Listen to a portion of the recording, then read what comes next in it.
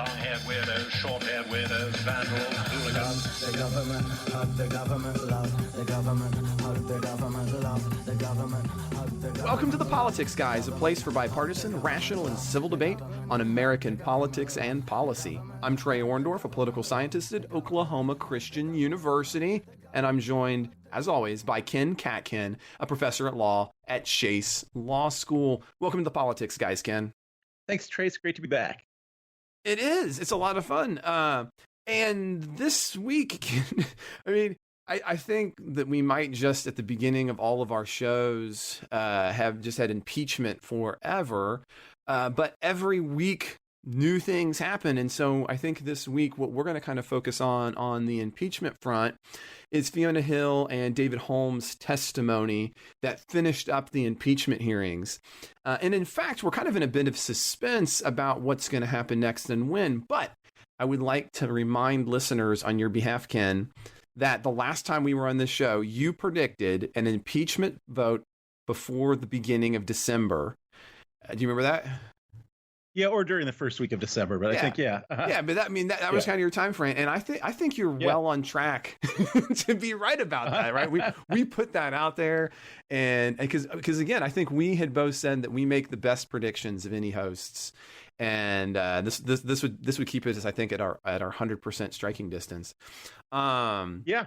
But what's kind of what's happening in impeachment this week, listeners, is this: the big kind of takeaway, the big point from my point of view is that we have a lot of collaboration that Rudy Giuliani was directing the show in the Ukraine, and specifically Hill very forcefully, and I would say eloquently, rejected the idea that there's any backing at all to this Ukrainian conspiracy. Specifically, she said, quote, I refuse to be part of an effort to legitimize an alternative narrative that the Ukrainian government is a U.S. adversary and that the Ukraine, not Russia, attacked us in 2016.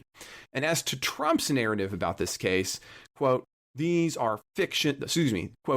fictions are harmful, even if they are deployed for purely domestic political purposes. Now, kind of a little bit of additional context to this testimony.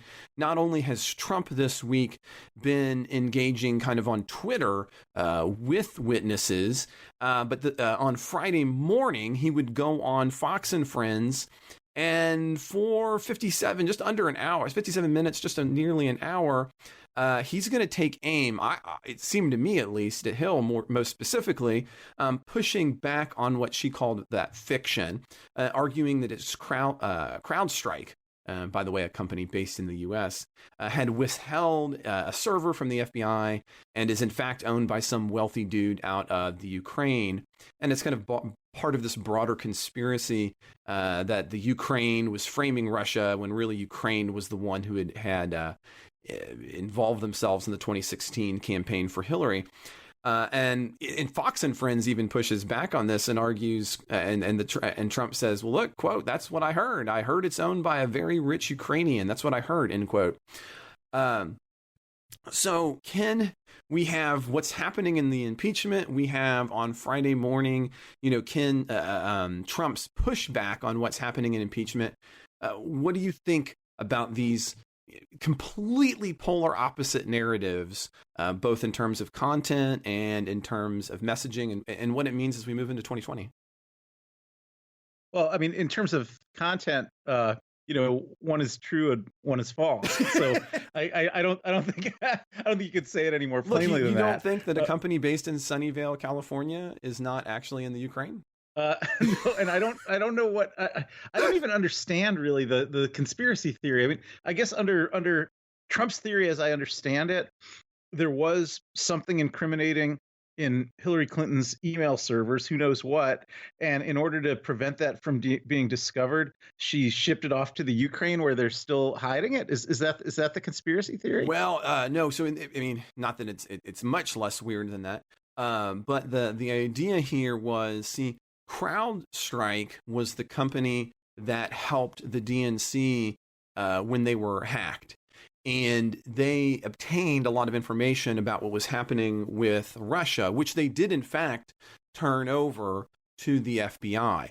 The conspiracy is that CrowdStrike withheld at least one server from the FBI that contains all the evidence that it's really the Ukraine that was involved in monkeying with the election, specifically to the detriment of the Trump campaign.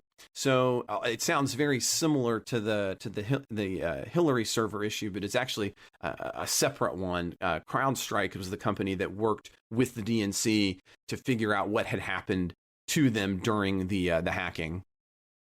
Yeah, I mean, and that part's true, by the way. I mean, yeah. it's that second part that's the conspiracy. Okay, but the idea that Ukraine interfered with the American election in 2016, yes, which is what Hill is responding to. Yeah, that's a very false narrative, and I actually think Trump, to me, I don't know if we talked about this before, but the more I kind of think about, why is that the narrative that Trump is pushing? Well, the simple reason would be, because he wants to say that it was the Democrats and not the Republicans that benefited from foreign interference, and maybe he's spinning a narrative that way. But I think another answer might be that Russia has a big interest in blaming foreign interference on Ukraine and in discrediting Ukraine and in harming the relationship between the U.S. and Ukraine. So I think Trump was, put up to this partly by Putin. I keep coming around to that I think he is taking at least suggestions, if not orders, from Putin. And I think Putin benefited greatly from the attempt to transfer blame for the interference with the election from Russia to Ukraine. Yeah, I mean, see, and that kind of paints Trump, President Trump, in a more systematic light. I have thought about this myself a lot, and it seems to hit for me on his pattern of simply attaching himself to the most recent conspiracy that is floating around in his media web. And I really think that Trump is a great example of what happens when you get so embedded in an echo chamber that you don't recognize what's happening. I honestly think that one of his fundamental problems is that he kind of hears these things. When he says, that's what I heard. It's owned by a very, rich Ukrainian. I mean, he could easily ask somebody in the White House staff about this, but he doesn't, because I think he is getting all of his. I shouldn't say getting all. He only recognizes as legitimate the information that comes through his very echo chambered media channels. Well, I don't disagree with that at all, but I do think that a lot of Russian propaganda comes through those channels, so that the two stories are not inconsistent with each other, right? One is that he's being highly influenced by Russian propaganda. The other is that he's getting all this information from the echo chamber that he's in. So I think you're right, but I still think I'm right too. I think both those narratives are true. Well, and I think that's probably why the stakes are high. I guess I guess what we're agreeing here on is the idea that I don't think in general anyone really cares to try to make big media pushes for you or me. I think the question is it's pretty apparent where President Trump gets his information. I think that makes those channels more contested. Maybe that's the phrase that I'm working on here. But the other thing that's been kind of rolling around in my mind, Ken, is, let's say you're right. Let's say that he is in fact impeached even during that first week in December, and the prediction comes true. Does impeachment matter? Does it change anything? Well, I mean, it matters whether or not it leads to removal. I think it matters. So if part of your premise is that it won't lead to removal, I agree with that. I don't see how it could. But I think it is important for this process to document the truth of what happened. That's important for the present, but also important for the future. And I also think it's important for, not just for President Trump, but for everybody who's going to be running for Congress in 2020 as well, to have to kind of take a stand on these issues. And I get it that the most of the Republican senators are going to stand by him and may think that they don't have much choice, but I think that becomes part of their legacy as well. So I do think it matters. It may matter in a straight electoral sense because the numbers don't have to turn by that much. If you think right now today, 50% of the public thinks he ought to be removed from office. If the impeachment pushes that up to 53 or 54%, that could be outcome dispositive in the election. So it could matter in that sense as well. Yeah, I've thought about that. But here is kind of one potential line of reasoning that I've had about this is, so you get impeachment, you see that number bump, the number of people who find him unfit increases by some statistically significant amount. But then we're going to have the Senate, and then we're going to have a vote that turns it down. And will those numbers remain elevated in the wake of what will, I think, be a very sympathetic, positive set of hearings in his point of view? And then probably the most important thing, which is the vote to not move forward, to not convict from the Senate. Do we see those numbers remain, or do they actually kind of fall, or maybe they even fall further than they were to start with? And what made me thinking down that line, Ken, is, a number of people in the conservative orbit, I think they kind of look at these witnesses and they have all basically said, well, yeah, this is what the State Department says, because the State Department's just part of the deep state. So, of course, they're upset. They're upset that Rudy Giuliani and others were bypassing them and doing Trump's bidding instead of their own deep state bidding. And if that's kind of the point of view from the entrenched, and then this doesn't continue and you don't really have a narrative on it, does Trump maybe even maybe he gets a bonus from the Senate saying, nope, nothing happened? What do you think? Well, no, I don't think so. I think two things. First, I think that Democrats have to do this even if that's true, right? So no matter what the political ramifications are, if President Trump committed seriously impeachable offenses, and I believe he has, then I just think as a matter of political morality, they have to go ahead with this, no matter what the political bump would be. But as far as the political bump, I don't think there will be the blowback that you're thinking about, even when there's an acquittal. I know it looked that way a little bit in the Clinton impeachment in '98. That after he got acquitted, he got a bounce. But I don't think that. I think the thing about those trials is they really didn't. Nobody in the center was not really convinced that the offenses should lead to the removal of a president at any point. Whereas here, I think what we're talking about is offenses that by and large people do agree should lead to removal. And most of the argumentation in the trial is about whether they've been proved or not. And I think that here, they're going to look increasingly proved. And one thing that I think will happen in the Senate is... But in the Senate, though, were they going to look increasingly proved, or are they going to look as if they were just part of his... Man, Trump has such a good job of putting in adjectives, just part of a shifty shift. I don't think it'll look that way. I don't think the Senate trial is going to look as different from the House trial as you're thinking, because even though it is true that the president will get to put on a defense, that the Republican senators will have a significant amount of control over the procedure and things like that, the House will still get to present its case. And in fact, the House will have an easier time compelling some witnesses to testify who they haven't been able to compel in the House, because they will have Chief Justice John Roberts making rulings on things like whether subpoenas are enforceable. So far you've seen this situation where Democrats have issued subpoenas. Trump has told a lot of people not to respond to those subpoenas, and they haven't.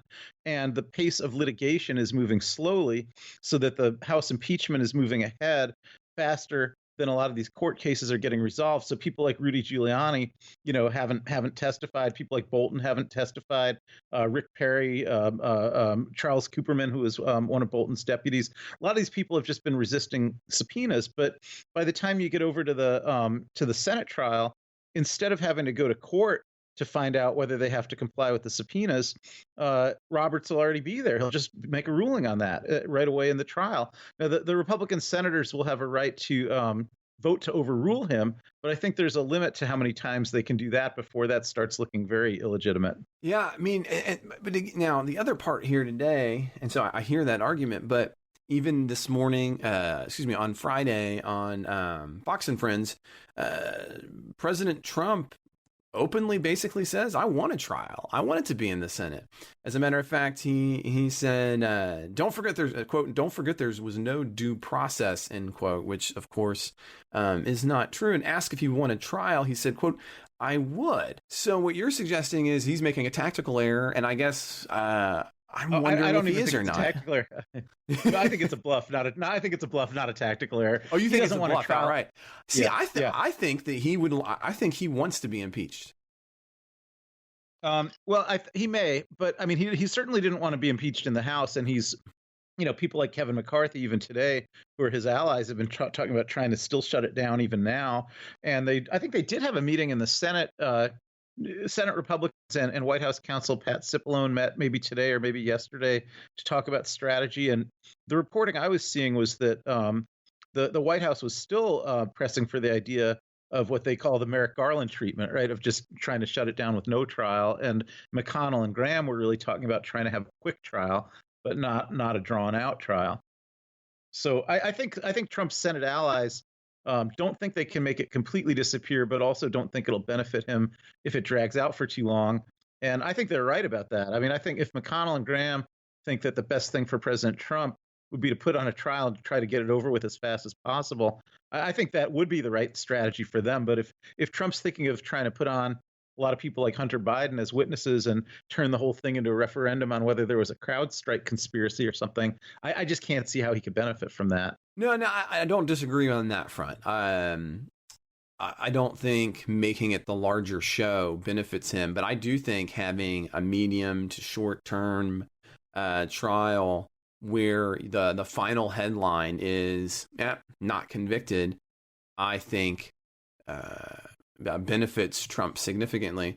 But that doesn't necessarily mean, I'm not suggesting, and as you were arguing, that doesn't mean that should determine how House members vote on impeachment. And I'll even point to, Mike here on the show. He has even argued on the show and then now on Twitter that at this juncture, given what he's seen, he thinks that impeachment should. If he was a House member, he would vote for impeachment. But if he was a senator, he would vote not guilty at this juncture. So do you agree with Mike's assessment, Ken? No, but also I don't think Michael stand by that after the trial, because I think, as I understand his position, it's that he doesn't think that it's been proved to a moral certainty that Trump himself was behind the shenanigans that Giuliani was up to. But I think the reason that Michael thinks that hasn't been proved to a moral certainty is because the nature of the testimony that's come in the House proceedings has been a lot of say, but that's only because the prime movers have all refused to testify. But I don't think those prime movers are all going to be able to maintain their refusal to testify in the Senate trial, because I think, as I said, I think Roberts is going to rule that they have to, and then if Roberts rules that about at least half a dozen individuals who have gotten away with not complying with subpoenas so far, then the Senate's either going to have to keep voting again and again and again to overrule Roberts, or this testimony is going to come in. And then I think someone like Mike, he was really, I took his comment to be based on he would apply a very high evidentiary standard.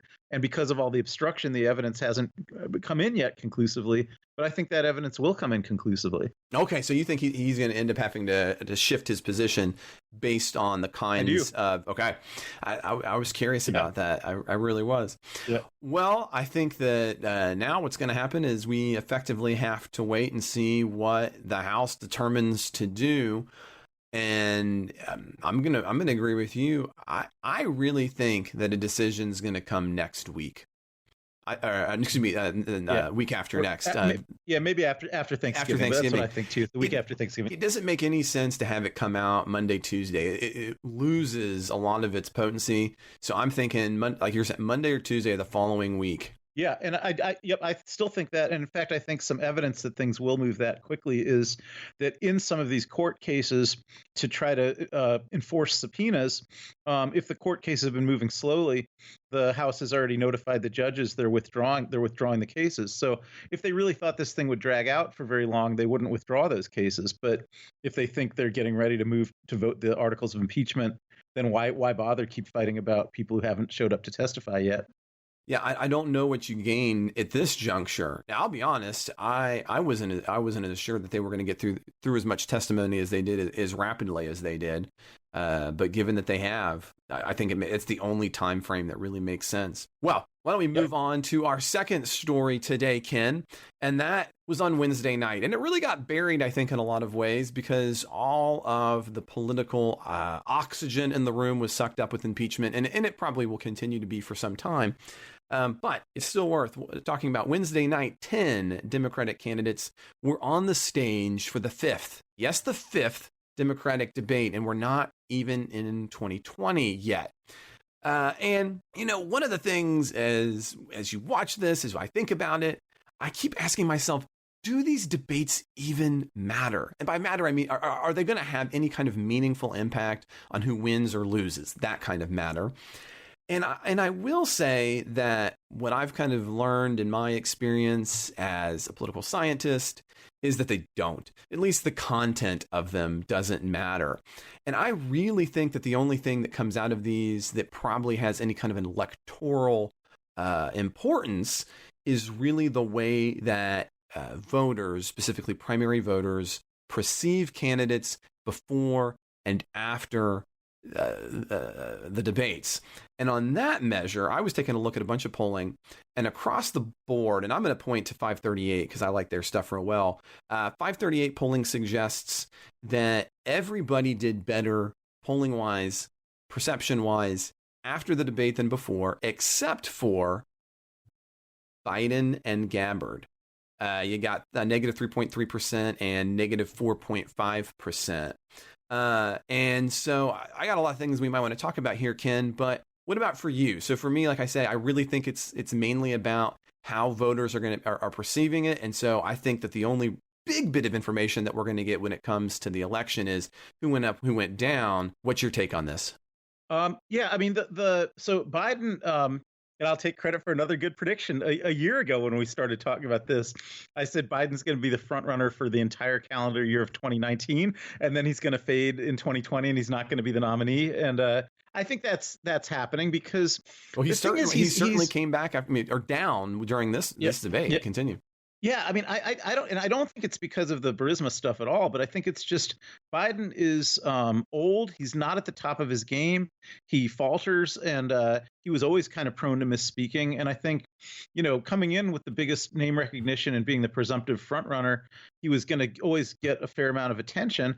And then when people see him, I just don't see that he's plausible enough at his age and at his cognition level, really, to stay the front runner. So it's not surprising me that he's fading a bit as people see him more. And I think Gabbard, I'm actually surprised she's even still high enough in the polls to be in these debates. Gabbard, she is significant, yeah. Gabbard, Steyer, and Yang seem to me like the clown car, really, and the three of them should be out of there.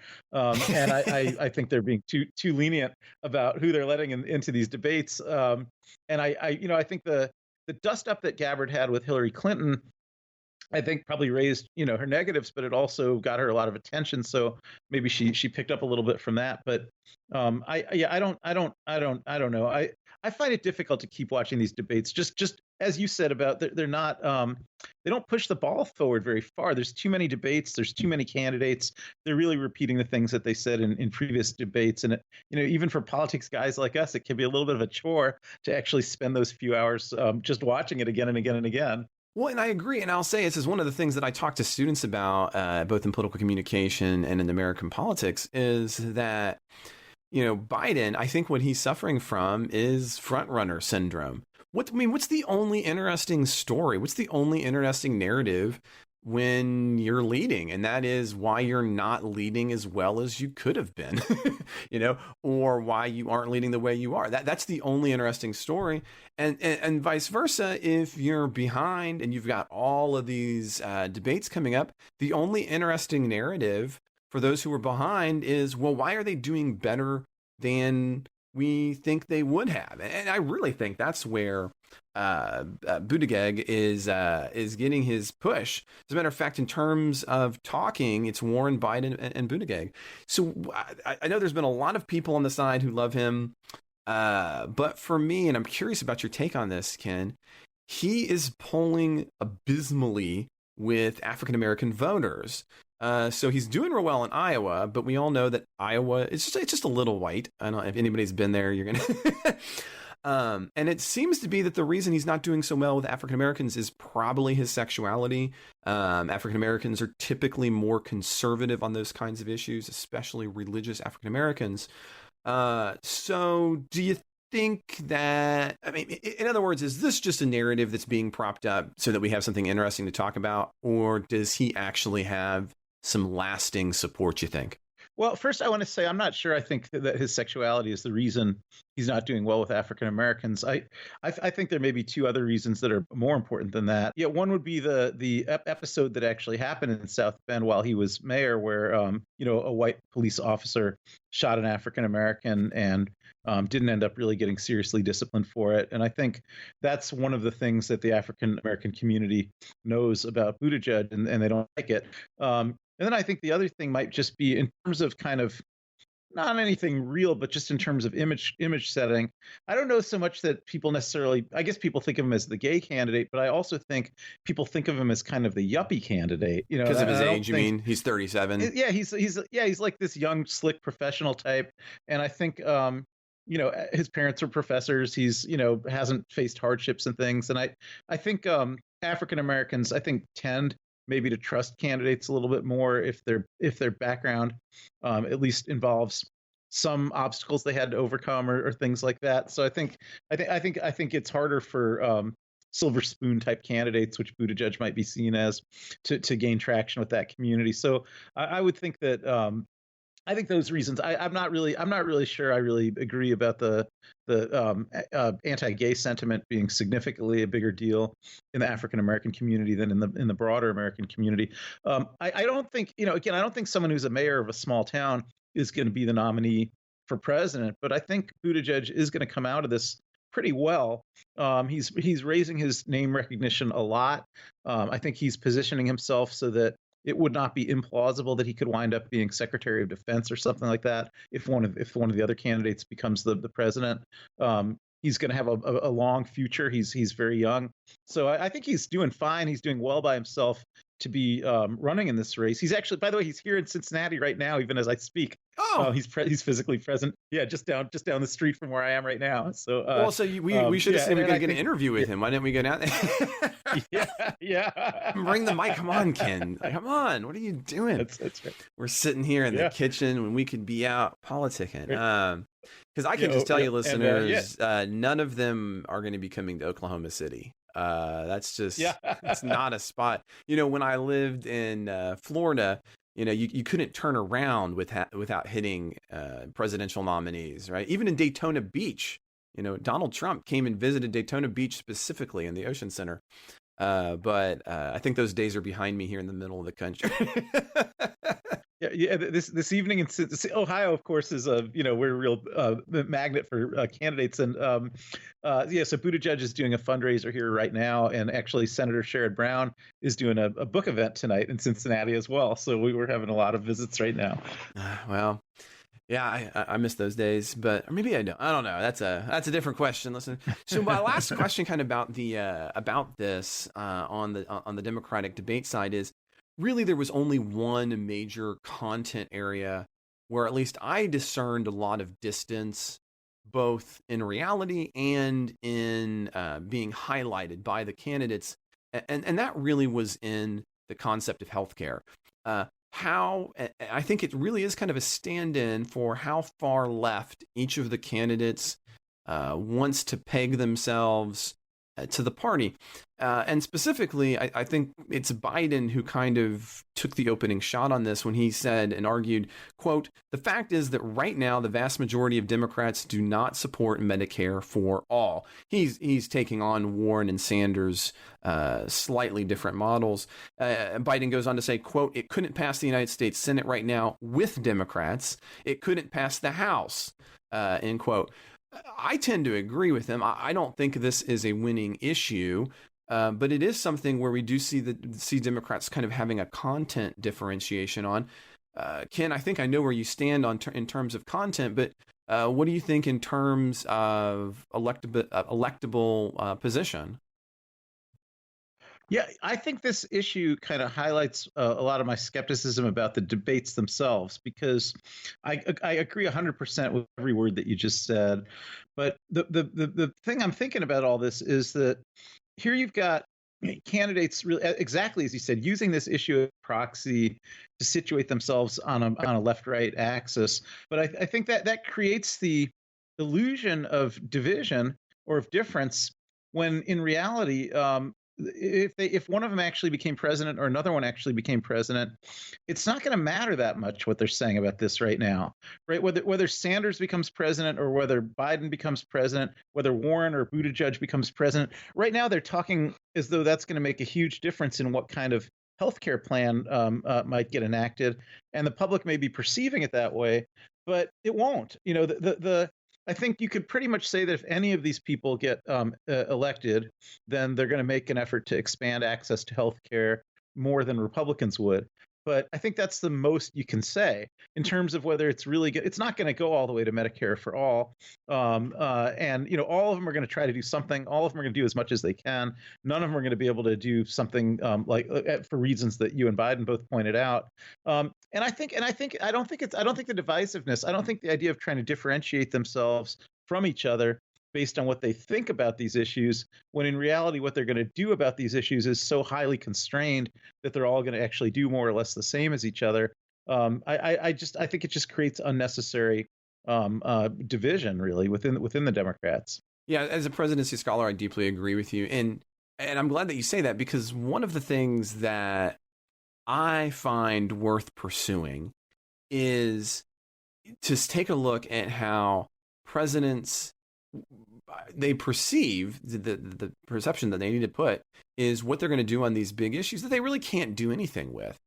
I would love, and I'll tell you, here is something that would honest to heavens make me want to flirt with the Democratic Party in a more serious way, and that would be for a candidate to come out and say, look, the problem, one of the reasons we have Trumpism is we have both symbolically and actually put too much power in the hands of presidents, and one of the things I want to do is to find ways to re-empower Congress. Yeah, well, I mean, with healthcare, the problem to actually the power to create programs really is still in Congress.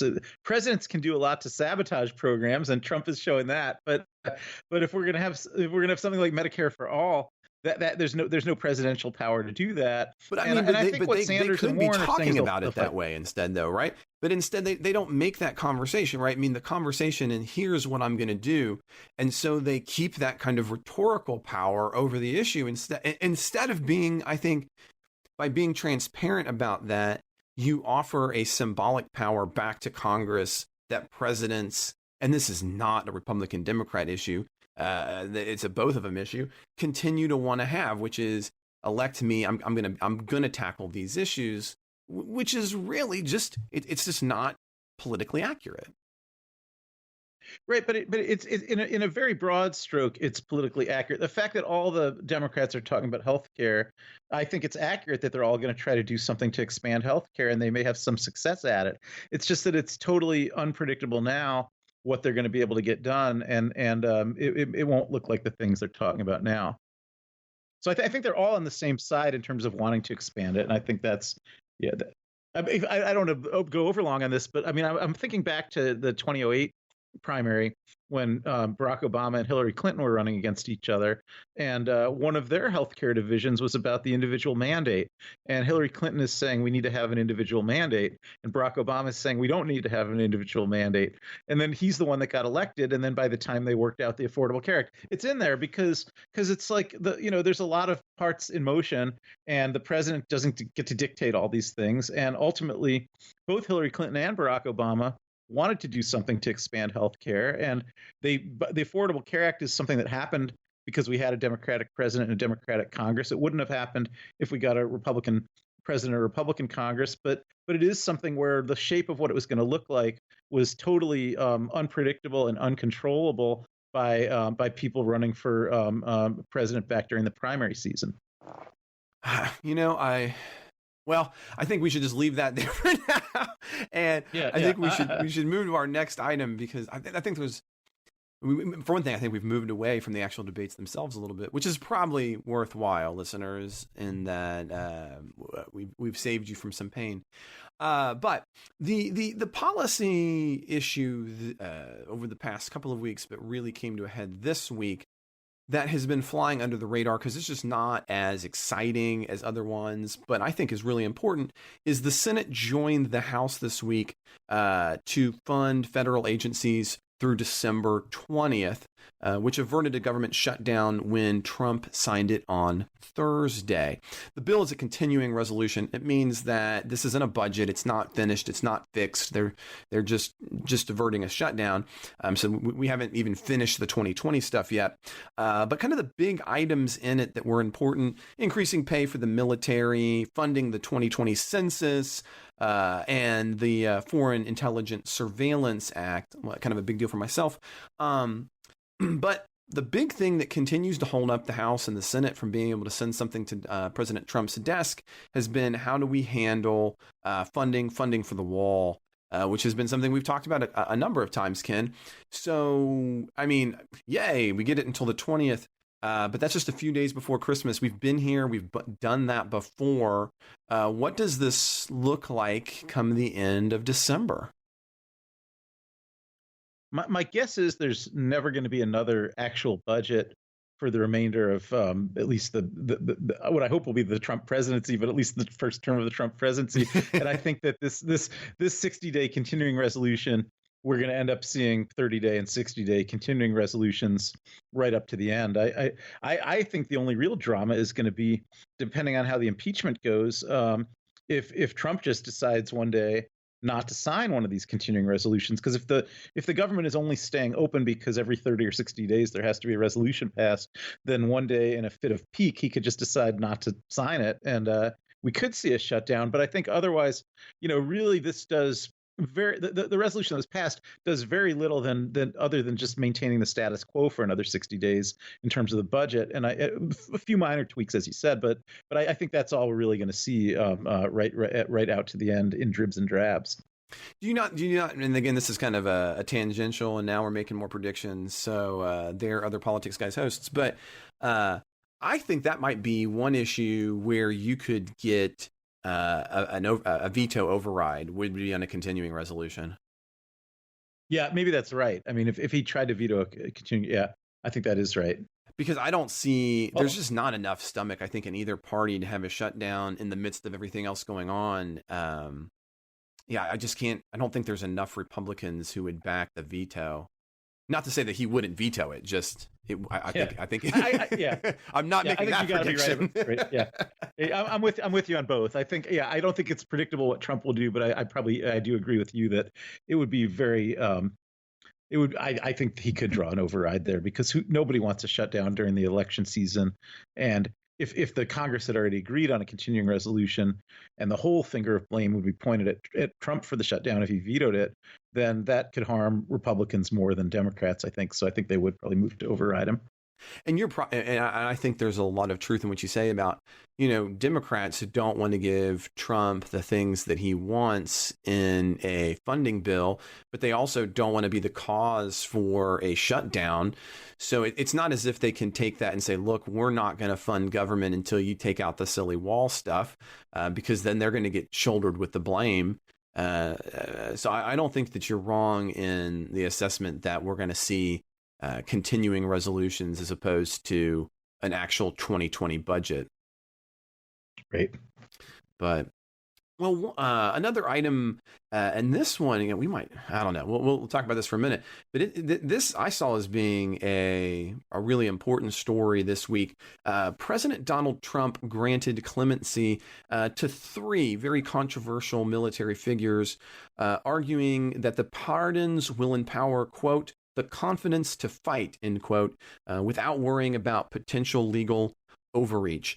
Specifically, we had Army First Lieutenant Lawrence, who was convicted already of second-degree murder in the death of 2 Afghans, was given a full pardon by the president.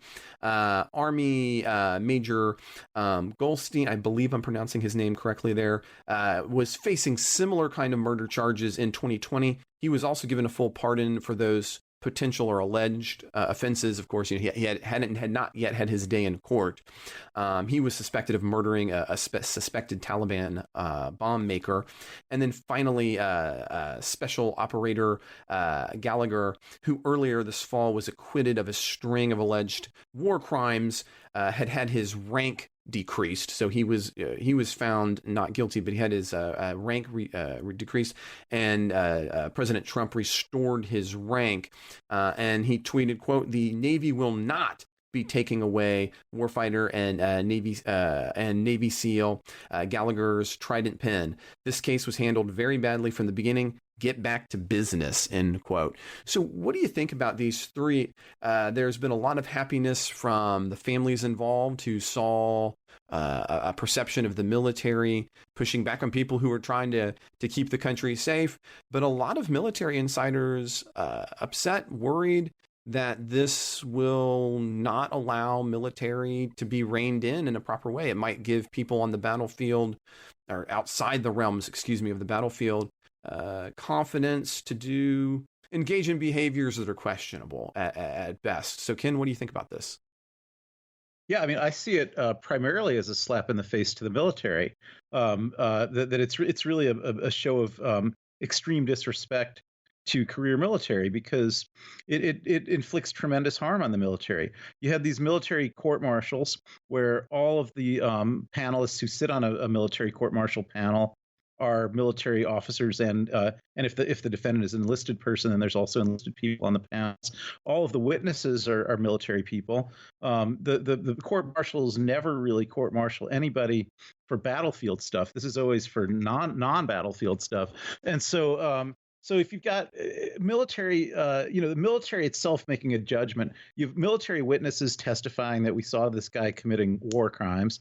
You've got military panelists listening to all the evidence and deciding that these war crimes were committed, and so they're bringing their judgment to bear, that this is very harmful kind of behavior, and the president's saying to them, well, we don't respect that the witnesses testified truthfully, or that the panelists were making legitimate decisions.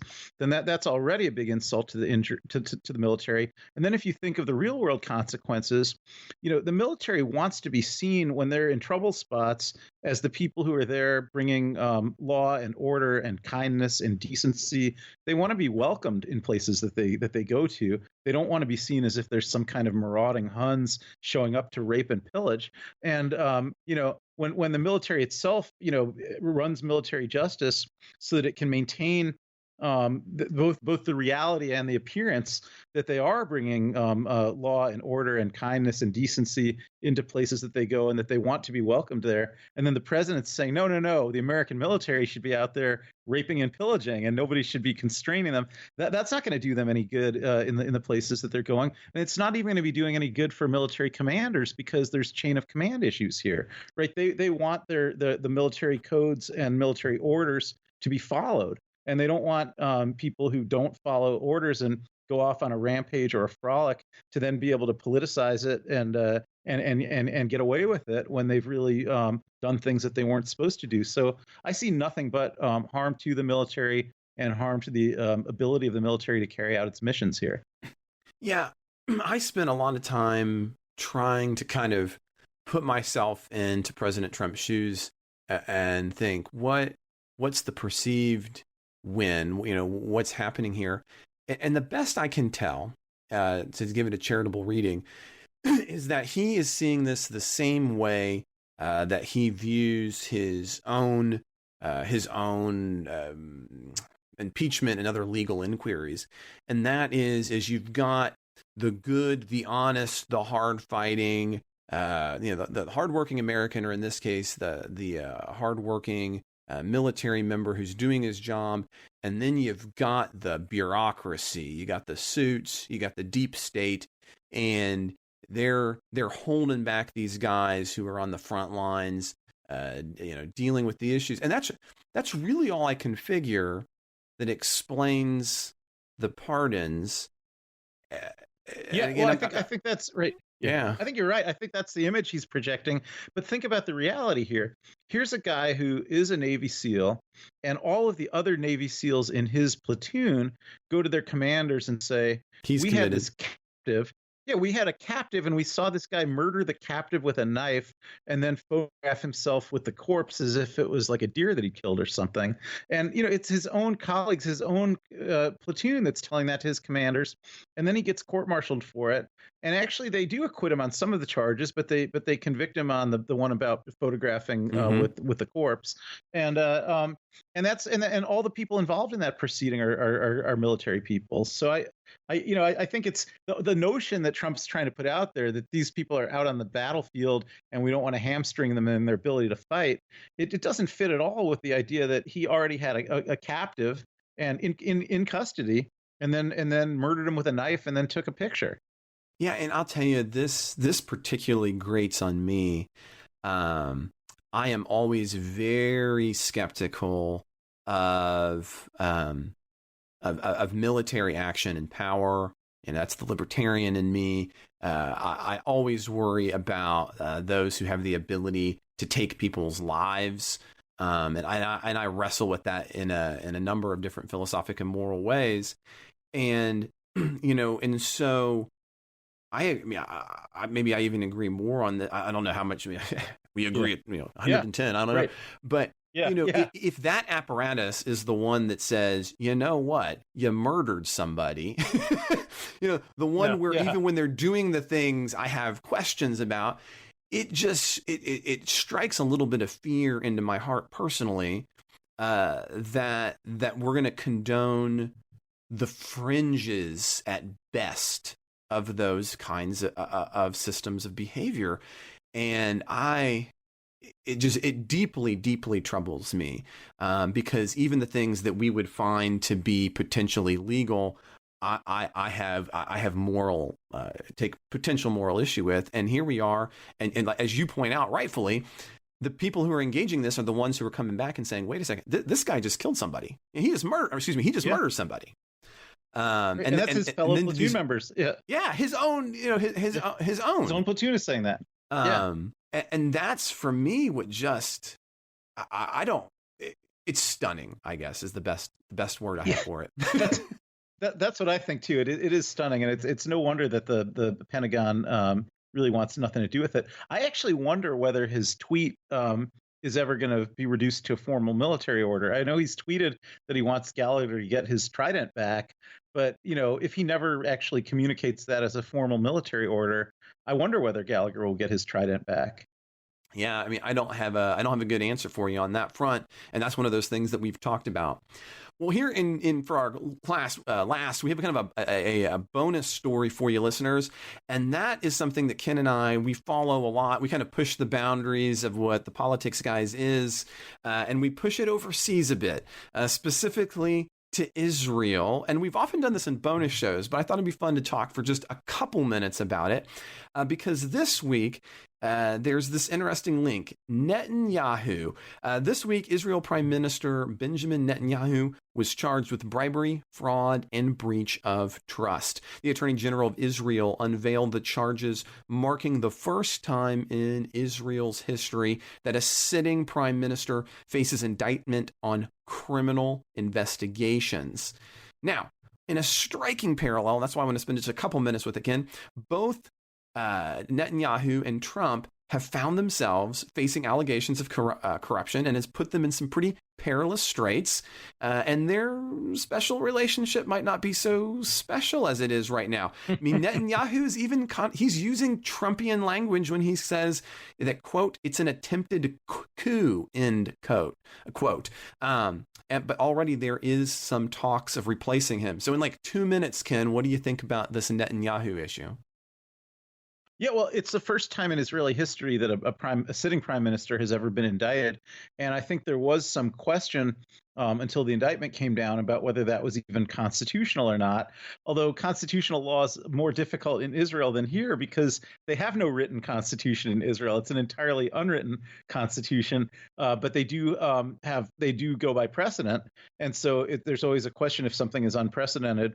Whether that's permissible or not. And I think, as we've talked about in past episodes, this is happening in a context where there've just been 2 elections that have failed to produce a government. We may be headed now for a 3rd election. And this introduces the wrinkle that at the time that of the 3rd election, the president of Israel, who's a different person than the prime minister, could possibly rule that Netanyahu's no longer eligible to run for prime minister because he's under indictment. So that could shake things up a little bit. So it's a very chaotic situation in Israel right now, where they already had no government. They have Netanyahu sort of formally as a holdover prime minister, but he doesn't have a majority coalition anymore. And now he's under indictment, and that's happening in the face of what's going to be the 3rd election this year.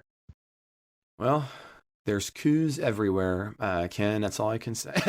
Yeah. Well, listeners, I hope you guys have enjoyed the show. And I've got some really exciting offers this week. And I get to be the cool guy for once, Ken.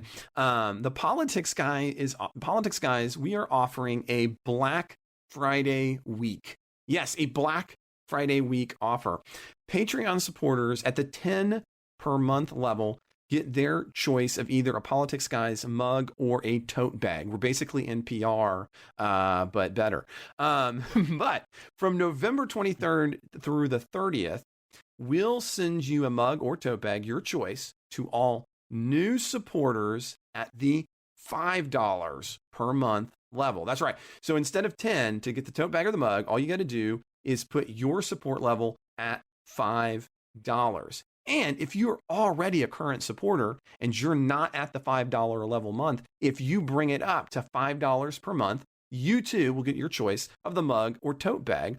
And as always, you're going to have access to our weekly bonus shows, which Ken and I will be doing in just a moment at that $5 per month and above level.